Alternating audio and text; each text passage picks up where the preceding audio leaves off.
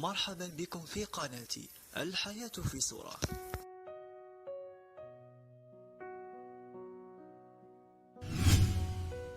لسان الحرباء عند انطلاقه للإمساك بالفرائس سريع جدا، بحيث يمكن تشبيهه بسيارة تنطلق من صفر إلى سرعة 60 ميلا في الساعة خلال 1/100 من الثانية. في إندونيسيا يقوم المزارعون بإطلاق الأسماك في حقول الأرز لتنظيفها من الحشرات والديدان، حيث تقوم الأسماك بأكلها.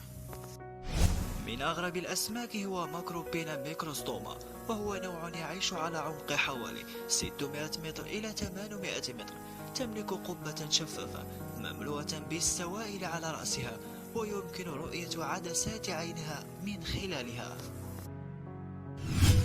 ضاقت الأماكن بهذا العنكبوت حتى نسج شباكه بين قرني هذا الظبي.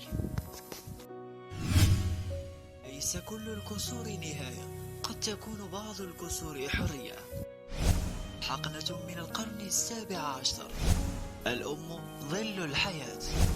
يحسبون كسر الروح هينا، وهو عند الله عظيم. أحد أغرب المخلوقات البحرية التي ستراها فرس البحر القزم.